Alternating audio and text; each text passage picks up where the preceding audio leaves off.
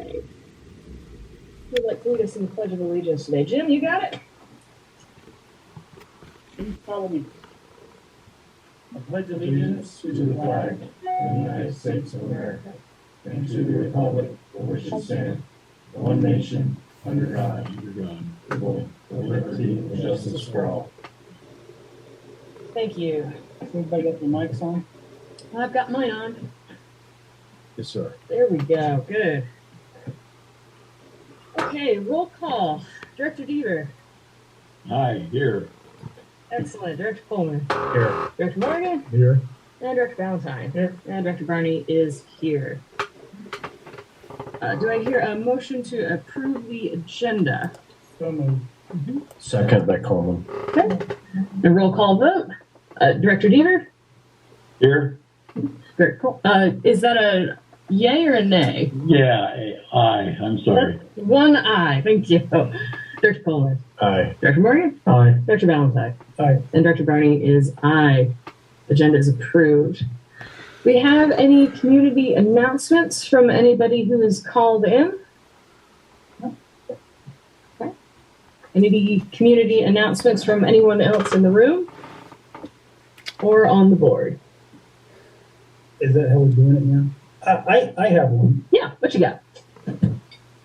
Tomorrow, April 6th, will be Todd's 1-year anniversary with the airport. Okay. Will it now? Time flies. So congratulations, Todd. I think Thank you very did a much. Great job. Oh, thank you.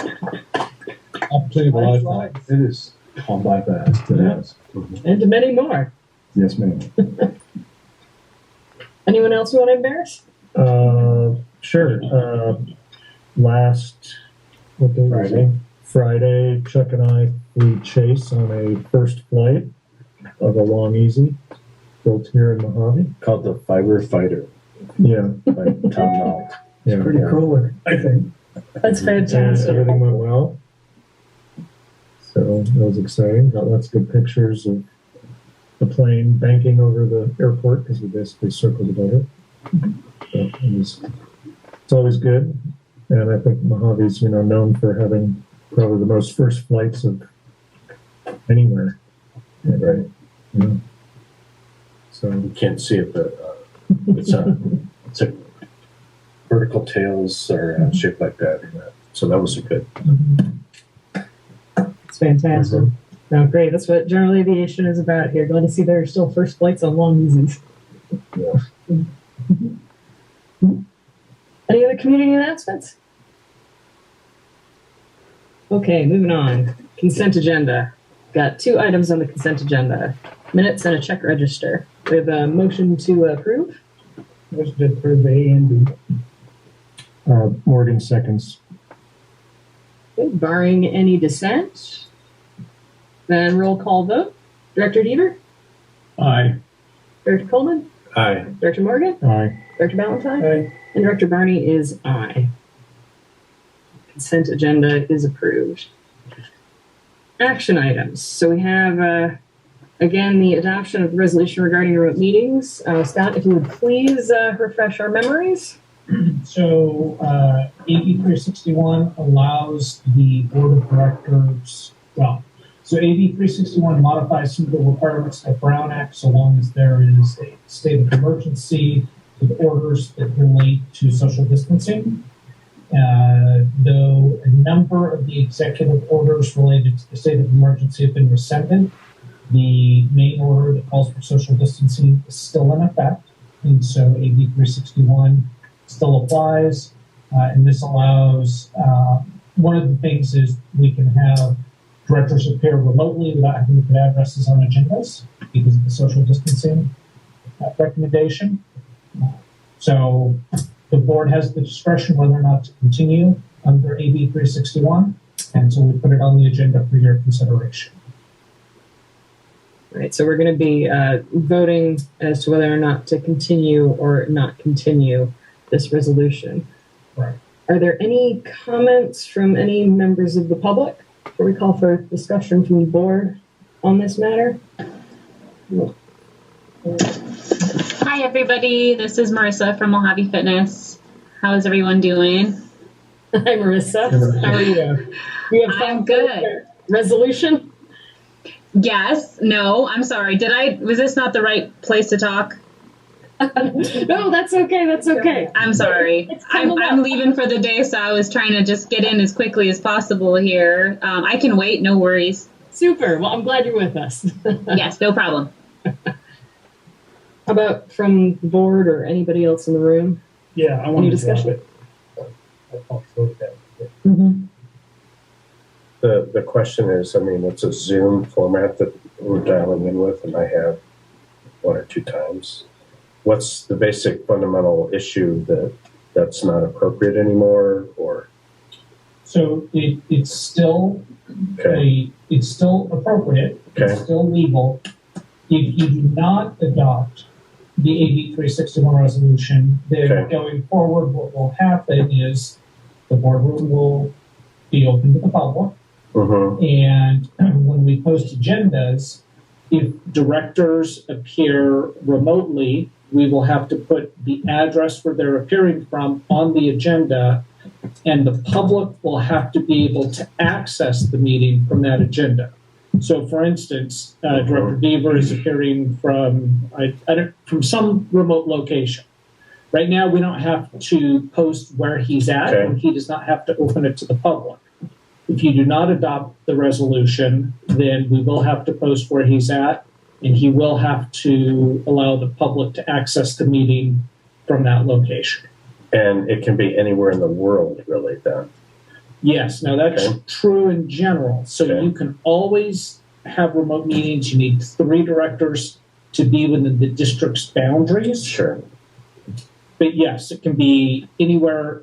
2 can be anywhere in the world. And how much advance notice do they need for remote call-ins? If we post it on the agenda, the address where they're located at. Mhm. So Lynn posts the agenda on Fridays Okay. before the meeting. So we would have to know the Friday before the meeting where you will be. Okay. And you cannot do it from your car. So you cannot Okay. drive and participate as a director in a board meeting. Not a park car isn't allowed? It has to be a location that's accessible to the Okay. public. Parking lot of the MGM. Yeah, I mean, you could do that, but you can't say driving on the 14th. Okay, Okay. so stationary vehicle with a known address that's called out ahead of time, Okay. acceptable. Driving on the 14, not. So if we don't adopt to continue, will the public still be able to call in with Zoom? Absolutely. So Okay, so they'll have the option to attend or Zoom. that's correct. Okay. And there's no legal requirement that you do Zoom. But many agencies in the state of California have made it a permanent feature of their meetings. All right. Well, I think it's a good thing. It makes it more inclusive. Certainly. Absolutely. Agreed, yeah. agreed. Yeah. You know, a lot of people that can't take off I'll give you a typical example. It's the news people, AV press or whatever. It takes a lot of time to come up here, to sit to a meeting, to wait for a closed session to come back out, and for them to be able to do it in their office or even on the road. I just thought Allison didn't like us anymore. Well, No, Allison's on ours, so she doesn't like us. no, Zoom's great. I'm always for inclusive. I'm kidding, Allison. Now, are there comments from the public? I'd like to weigh in. I'm not going to be attending more meetings, but I think it should be available to the public. I don't think we have to keep the public out anymore. Yeah, thank you for that, Bill.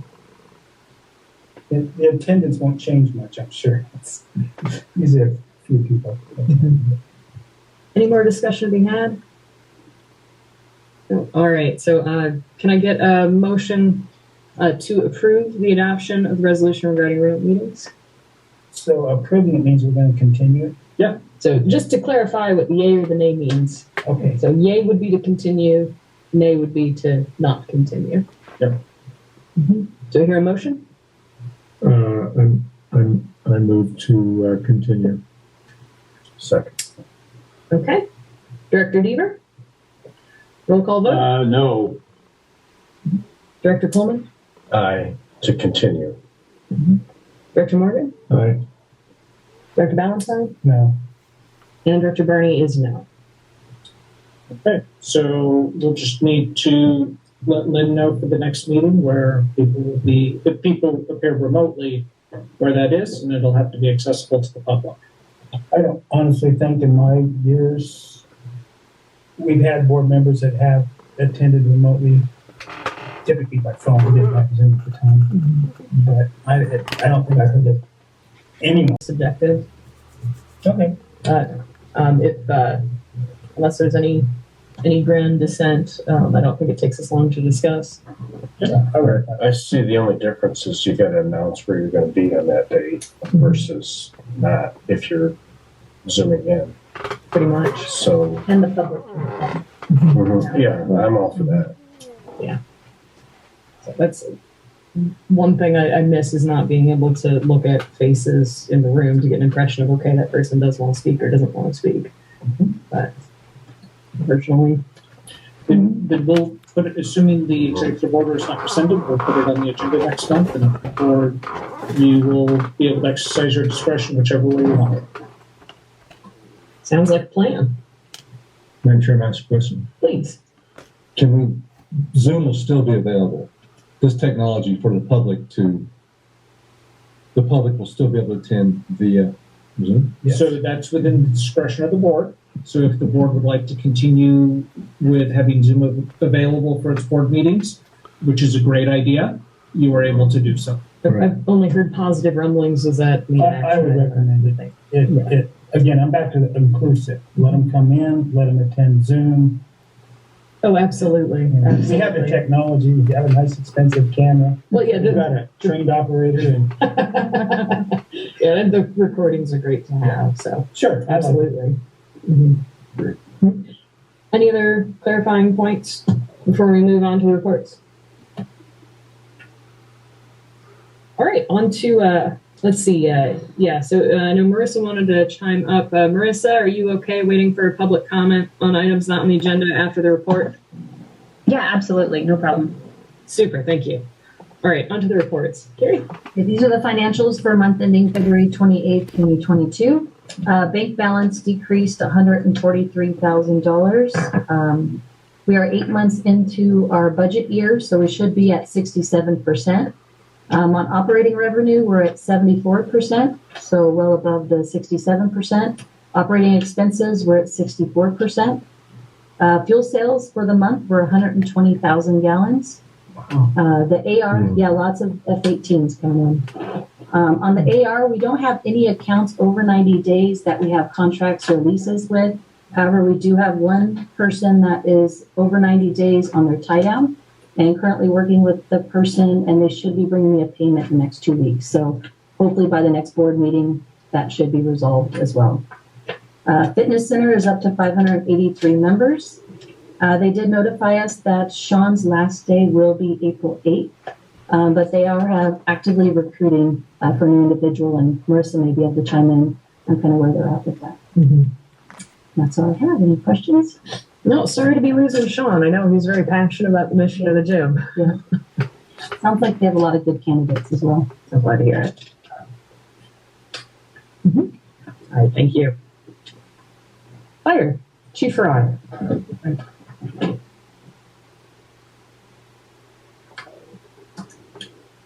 Good afternoon, everybody. It'll be pretty short. We had 46 fire checks approximately.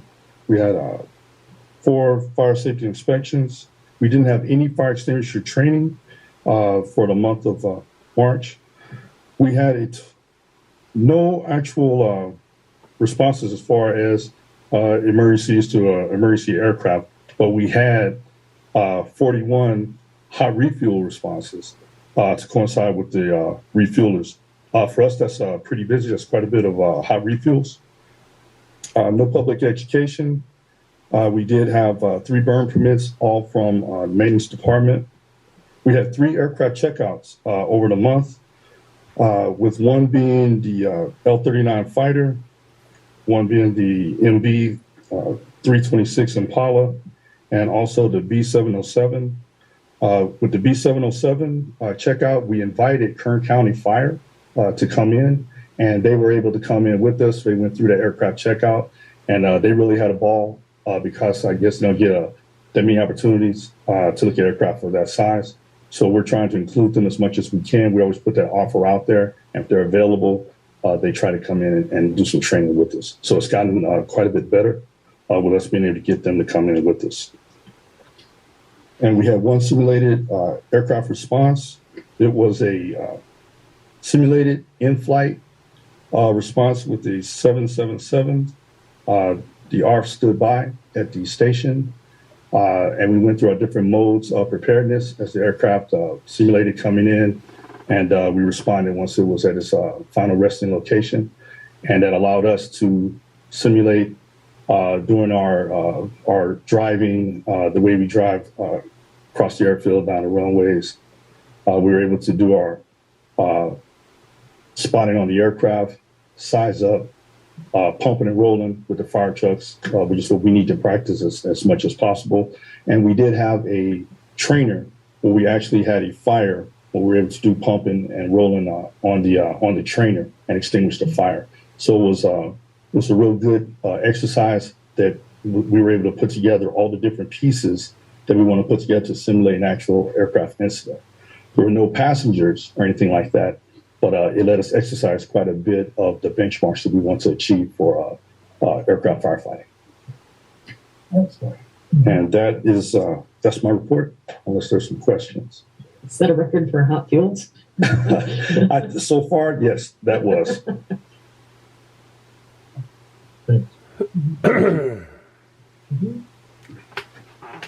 And next up, security. Chris.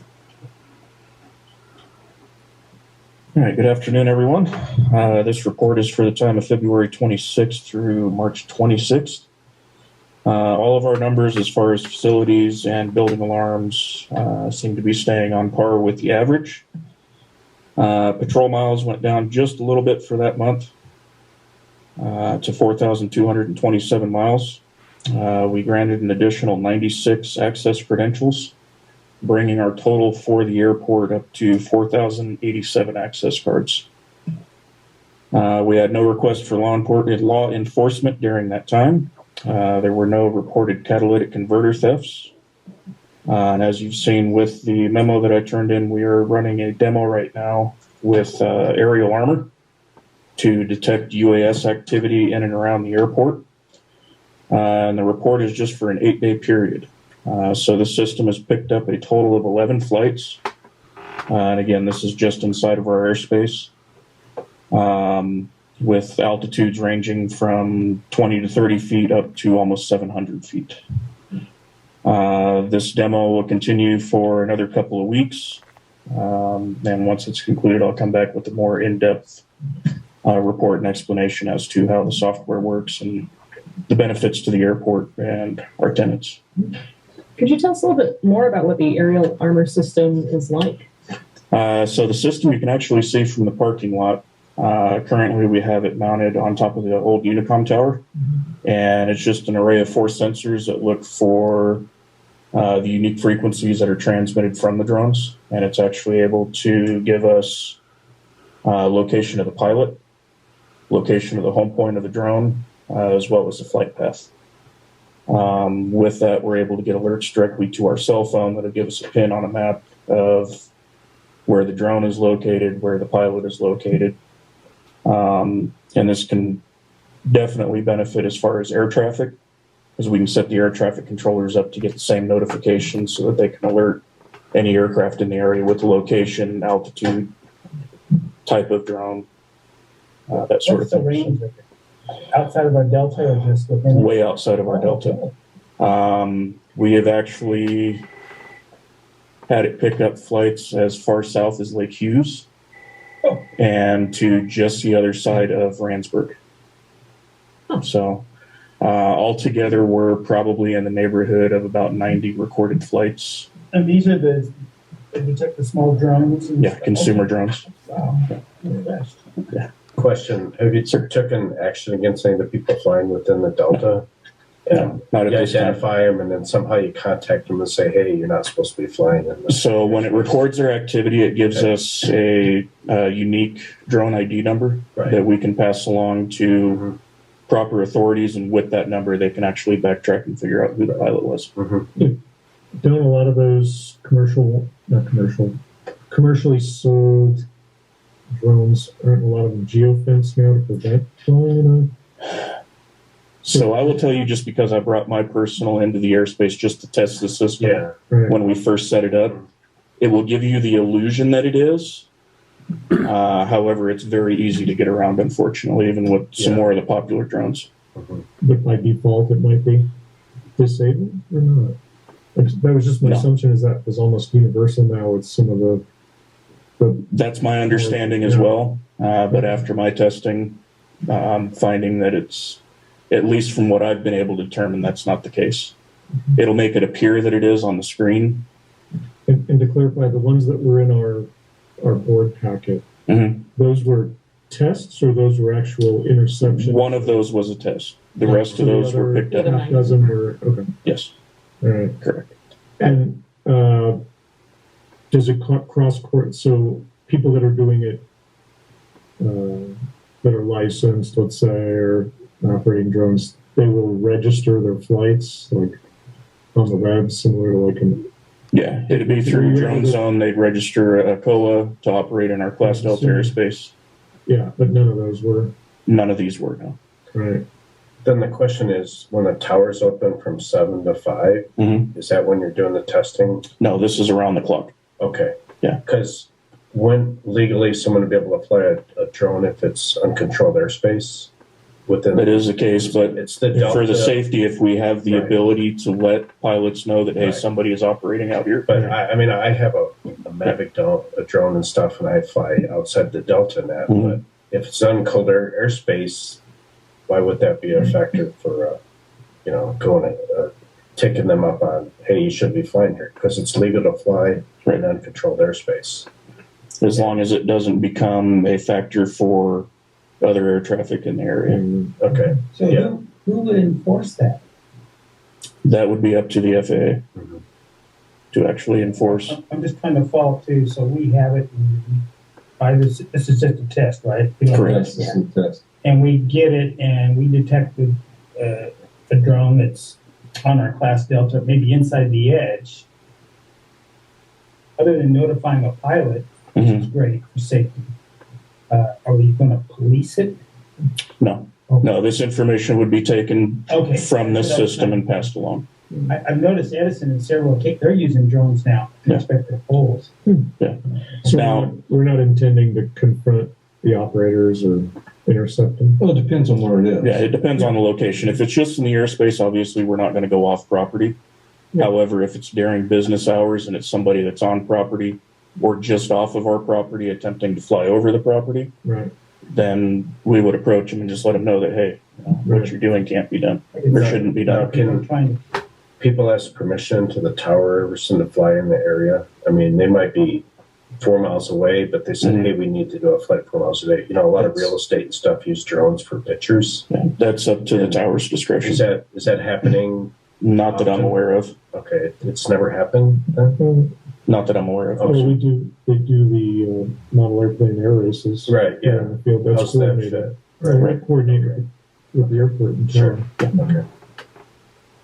Okay. So clearly, I'm sure we will have a lot more discussion once we actually see the report. I'm champing it. There's still a bit more to learn about it. Director Valentine, did you have something you want to say? No, not worth it. Okay. All right. Well, thank you, and we're all awaiting to hear more. Director Deaver, do you have anything? All right. Thank you. Thanks. Okay, next up, Silly's Floyd.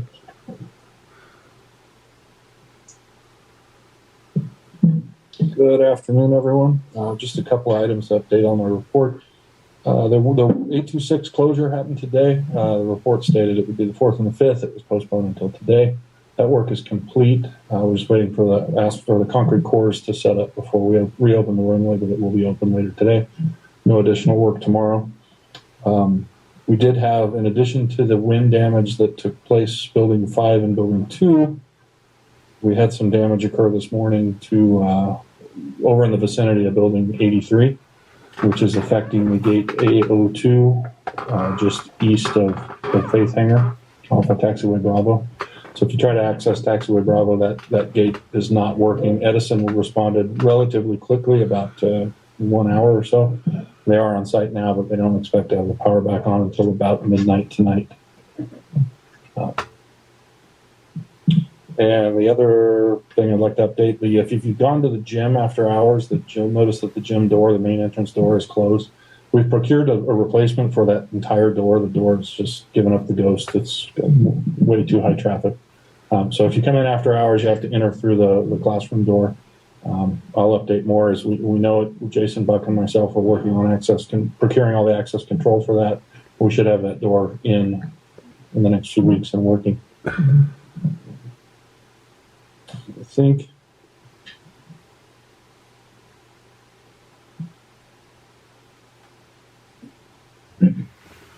I think that's really all I have.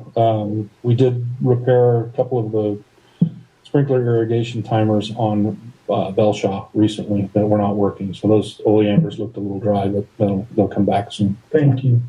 You're welcome. Needed to bring it up.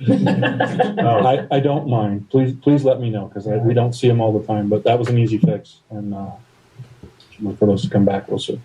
What part of 2.6 were you repairing? We did PCI investigative work on 826. So for pavement condition index, we did core samples just to report back to FAA what our PCI is. How often on the runway? Was it all over the place or just one specific? No, it's about every 250, 350 feet. They're like that so size it's holes? a 3-inch core. Okay. And then they fill it with high strength concrete. Okay. So we've actually done it. There's cores out on 1230 currently, and we've done it down Alpha. We do it in advance of our ACIT projects kind of regularly. As long as the concrete cures in enough time, it's a no factor. So are the cores? I'm sorry. It's not concrete used, right? It's asphalt. It's a high strength concrete ground. So you can little circles you can see. It's little gray circles, self-leveling circles. Okay. So are the cores analyzed locally, or are they sent out? They'll be sent out. So in this case, they're doing not only the pavement itself, but the subbase. Subbase, yeah. Curious to see them, but don't need to. Just looks like a coaster. Yeah. All right. Well, thank you. Todd, I think you're up. All right, Madam Chair, members of the board. Right now we're in the middle of doing a camera program rehabilitation where we're going through and addressing a lot of the issues with our cameras as it relates to those who are outlived their useful life or broke and be fixed, things of that nature. Typical camera will cost between anywhere from $1,500 to $2,000, which doesn't seem like a lot in the grand scheme of things. However, when you have 62 cameras that you're working with, plus you add installation costs, it gets pretty pricey. So we're working with that and taking a prudent stand as we move forward with that. The multimodal project discretionary grant program. This is a grant program that's been brought to our attention. We learned about it over the last 10 days or so. We've learned about it through the Commercial Spaceflight Federation. What's ironic is the projects that are eligible for this grant program are not those that would support the commercial space industry, of all things. So we're working with the Multimodal Project Discretionary Grant Committee folks, as well as our legislators, to identify projects and pursue funding for those projects. F-18 activity, when I wrote this, which was like last Tuesday or Wednesday, we had serviced a total of 33 F-18s for the month of April. As of this past Friday, we had done a total of 47. So over a course of like 3 days, we fueled 14 F-18s. I'm very proud of that statistic, to tell you the truth. Our folks, and Chief Farrar has been working with the National Test Pilot School. One of the activities he discussed is related to the activities with the aircraft training was with the National Test Pilot School. This also allowed the National Test Pilot School folks to get involved in understanding more about what our folks do. And it's kind of a back and forth type conversation, if you will. We're both benefited quite a bit from this. The environmental folks are out and about again. With COVID, coming to an end and people getting more out and about, the environmental folks are out doing their audits and investigations again. They've been here investigating and looking at some of our tenants' facilities over the last few weeks. They've been surprise visits where they'll just show up, tell us who they are, say, take us to tenant A, B, or C. We do so. And what's important about this is at the end of the day, we, Mojave Air and Spaceport, are responsible. So any environmental issues that are identified, not addressed as such, will fall on our shoulders. So we're getting very involved in that. And so far, the main issues have been not so much that there are environmental issues, so much as that a given tenant will be brought to their attention there is an environmental issue, and they will address the issue, but they will fail to close the loop with EPA. So then EPA not receiving any type of or form of closure of that issue, they will come investigate it. And so far, I think we've identified very few, if any, issues at this point with any of our tenants. We continue to work on our GA pavement. We will continue band-aiding it. Mr. Van Way will continue ordering the patch materials that are used to fill the cracks down there. We're getting ready to bid that project, so I'm hopeful that we will have the means and the resources necessary to move forward with that project this year. I don't want to wait another year if we don't have to. One of the things Floyd mentioned was we're having trouble with our roof there. The roof blew off of Building 5. A lot of that work, I think a lot of that work was still under warranty, and we will be issuing or we'll be filing a insurance claim to get that addressed. Now to the more important stuff, if you will. We are working toward having an air show next spring. The folks that we met with previously will be here for the May 3rd meeting to present to the board regarding all the different options that we will have to address as it relates to conducting and hosting an air show. A couple calls were made by Mr. Spandorf as well as myself, and don't know if it's as a result of those calls, but we've received a requisition from the Thunderbirds to come here for the month of February of 2023 to do their winter warm-ups. And then what we're thinking is following their winter warm-ups before they hit the road, they will be able to do a show here for us. So that's good news. Before I go any further, I would like to turn the floor over to Mr. Bill Deaver. Mr. Deaver, I understand this is your last meeting. Is there anything you'd like to say? Yeah, I've been involved with the district since it began and observed it, promoted it when the years my wife and I were in Washington, D.C., and finally decided to run for the board and have really enjoyed it. This is the most wonderful facility of its kind in the world, the world's first commercial spaceport.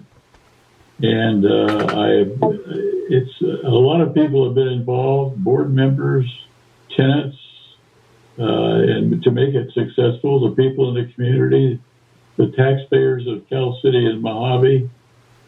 And I will be observing your meetings online from time to time as I can. And thank you all for what you've done for making this such a wonderful place. Thank you. Thank you, Mr. Deaver. Thank you, Bill. And thank you for your service to the board. I think you've been a contributing board member I wish you the best of luck. I know you're probably going to be moving up to Tehachapi. Yes, Okay. And thank you very much. I enjoyed working with you. same here. Bill, I hope I can catch you at some point in Tehachapi to hear a fraction of the stories of the events you've been involved in. Every now and then I see some picture of memorializing some incredible event that happened at Mojave, and I see the photographer was Bill Deaver, and I want to know more. Well, give me a call sometime and we could. Tehachapi's got a whole bunch of really great places to eat, and we can have some lunch. I hope you mean it. I do. Did you take that picture that's behind you, Bill? Yes, I did. That was the first time that the airplane landed on or 8 because of wind, and usually they did it coming the other way, and where the sun was terrible, and that was just. I made more money off that picture than any other taken in my life. Oh. Good image. Thanks for your service. Thank you. Madam Chair, I don't know where Todd's at with his report. I had a question about the multimodal grants. Yes, sir. Multimodal project discretionary grant. Can you kind of just give me, the board, an idea of what type of projects that might qualify for that type of grant? It's a great question. So the projects that would be eligible to be funded with this type of grant would be those types of projects where you could show where you're linking more than one mode of transportation. Roads, aprons, parking areas, utilities to a degree, things of that nature. Linking, meaning? Bringing together so you can transition from one to the other. So you can go from a car to an airplane. Okay. Or a truck from an airplane, cargo to a truck. That helps. Yeah, that's a great question. Give me some good. Yes. Any other questions on the multimodal project discretionary grant program? If not, I have one last thing, and that is 2 Saturdays ago we had a situation where we had an aircraft, had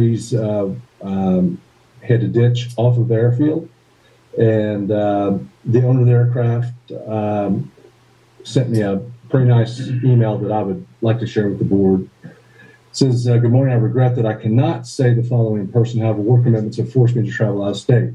On Saturday, March 26th, I was flying with a passenger out of Mojave Air at Spaceport in my very ease when I experienced full power loss of approximately 500 feet above ground and was forced to dead stick the aircraft into a field 1.5 miles off the departure end of runway 26. Both myself and my passenger are healthy and recovering quickly.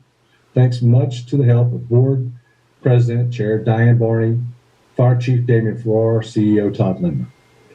The willing and caring demeanor of these individuals is a testament to their character and professionalism on which a price cannot be placed.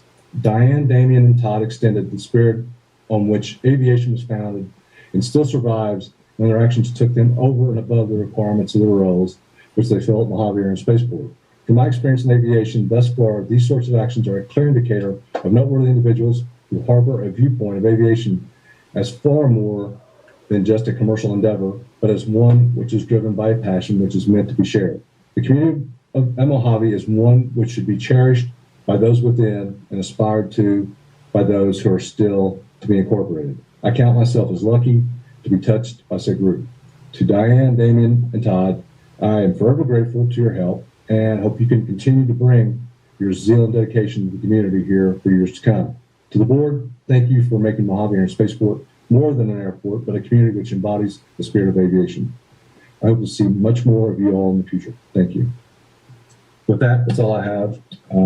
Glad to take any questions. Do you have anything on the access license? Or is that... So the access license, we entered into the next phase of an access license with Paxton Air Services for the area by Foxtrot.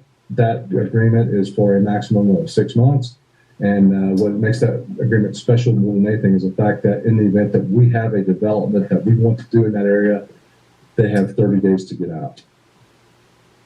That concludes my report. One question for Mr. Coleman. Yes, sir.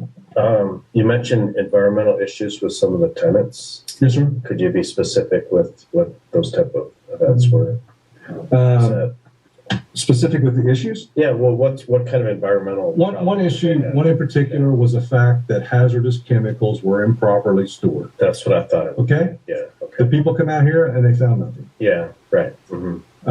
The one that is noteworthy that is giving us reason for concern is there is a situation where there is some metal shavings going down a drain and coming out at a drainage point.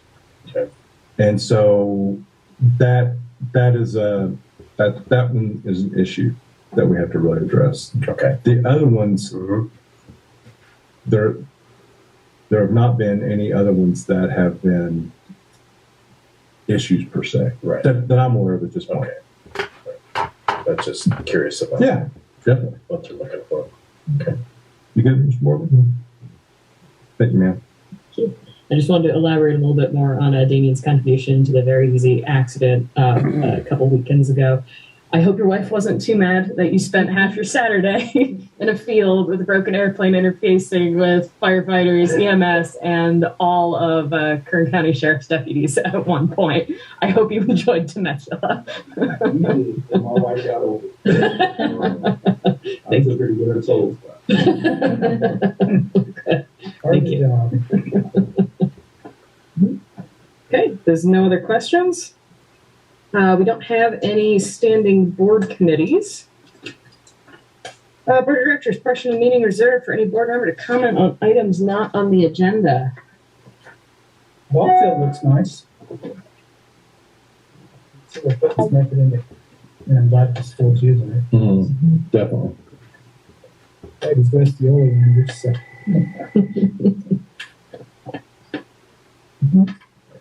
Any other comments? No? Or any comments from members of the public not on the agenda? Marissa, are you still with us? Did we lose Marissa? She's there. She said to unmute. Mm-hmm. I'm here. Sorry about that. Thanks for waiting. Oh, no problem. Thanks for having me. So thank you, Carrie, for making the announcement. So Sean is going to be, unfortunately, leaving us. I will be stepping into his role here next week. I'm really excited. I've been here for 5 years as well. So I've been doing a lot of the same kind of role. So I think it will be an easy transition for us.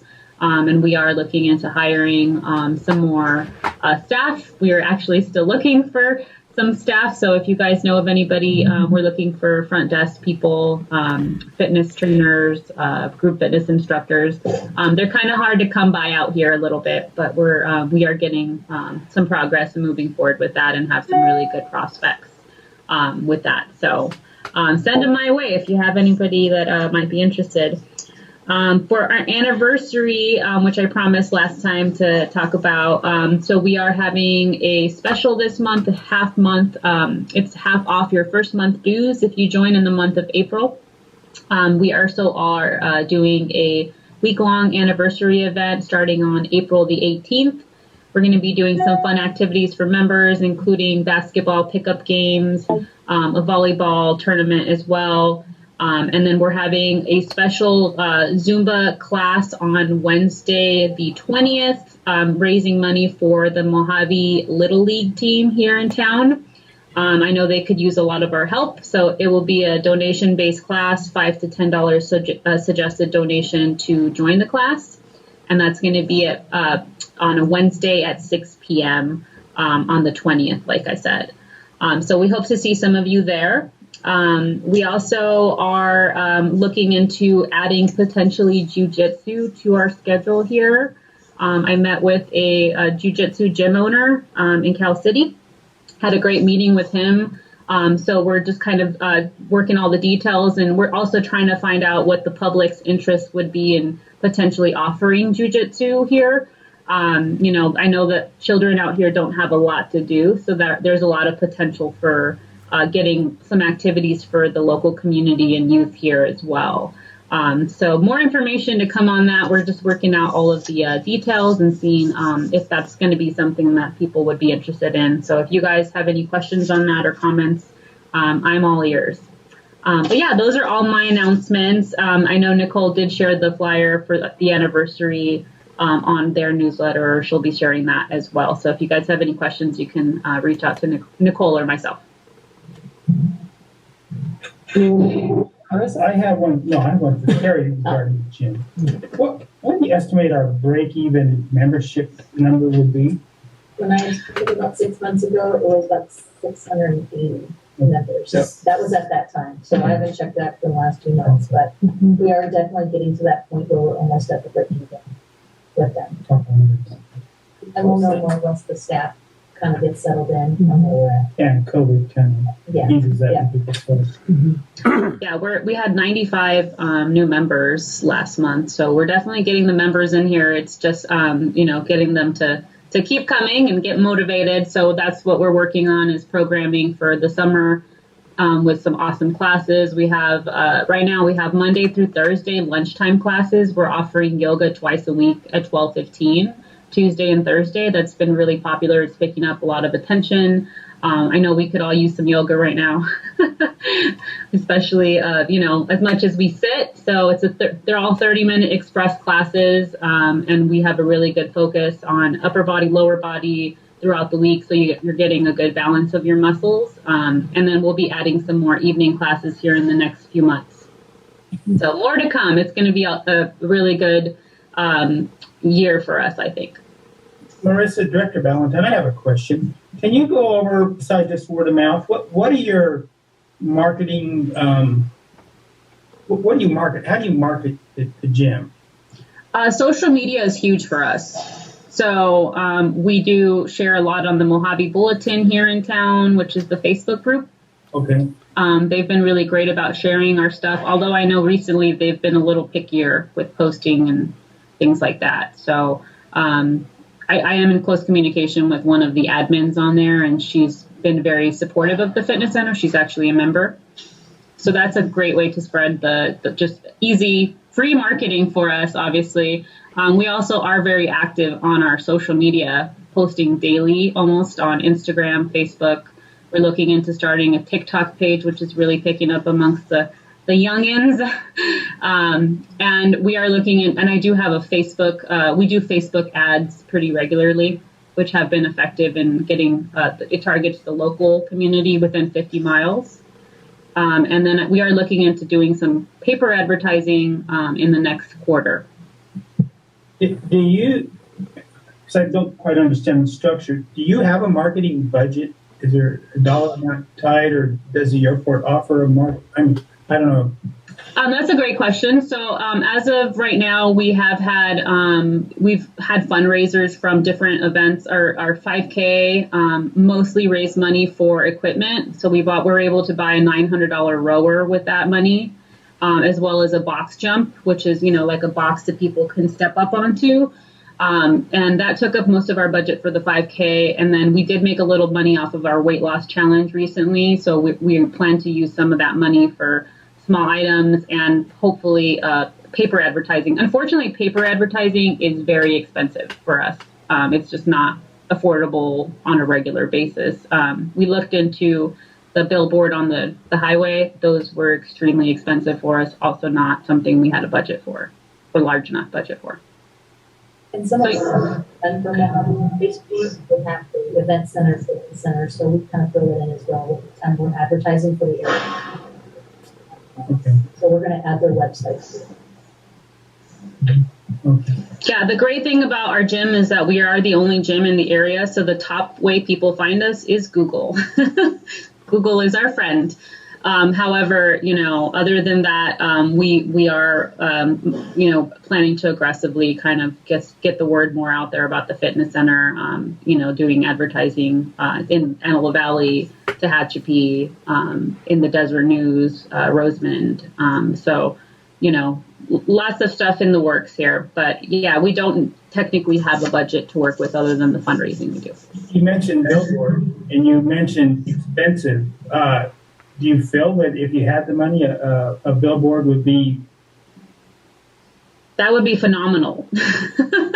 I mean, we have so many people that drive down that highway, going to Mammoth and going up to, you know, that area that aren't aware that there's a fitness center. And, you know, with the new staffing situation that we have, we're looking into restructuring, potentially expanding our hours because we are getting busier later in the evening now. We're finding if you go to our Google page, the busiest time in the gym is now 8 p.m. And we leave at 7. So we're looking at restructuring that, and this is a great opportunity to do that with some more staffing that might be able to stay later. We're definitely going to have opportunities to explore weekend hours at this point too, which is something that I would really like to have, even for a few hours. I ran businesses for most of my life, and I think there's some customers we're missing, and I'm not sure that social media is good. I encourage you to keep doing it, but I think there might be some other things that might be possible, and I'd like to talk to the staff and the board that maybe at least try it. Yeah, that would absolutely be really helpful for us. I think that's half the battle, is just getting people to know that we're here. Another idea I've explored within the community is Vistaprint. They do like those little mailers that you can just, you know, mail out to everybody in the community, and that kind of thing. So we're looking into some new ways. I'd really like to get away from as much emphasis on social media because it kind of works itself a little bit over time, but we don't want that to be our primary source of advertisement. For sure. Thank you very much. Thank you. I appreciate it. I've got a comment. How about the district putting up a big billboard at the south end of town, maybe for a couple of months or something? I think a lot of people go through here and don't know anything about the spaceport. And the billboard could include something from you folks and some of the restaurants, the Voyager. I get a lot of calls. I answer the chamber phone. I get a lot from people out of the area, way out of the area. But I think people going through town on 14 are missing a bit. I've got some creative ideas. I shared a few with Diane. Yeah. All right. I'm liking the idea of a billboard that covers, more than just the gym, but also, you know, the other businesses on the field like Voyager that could use a little bit of a boost. I like that idea a lot. And playing crazy, and just the fact that we're a spaceport. Mm-hmm. Yes, thank you for that input. Thank you, Melissa. Mm-hmm. Thank you, guys. I appreciate it. Thank you. Any other comments from members of the public for items not on the agenda? All right, we're ready for closed session. I'm also going to have to leave. I've got something I've got to do, and Recording stopped. I look forward to working with you guys in the years to come. Thank you. Thank you, Bill. Thank you, Bill.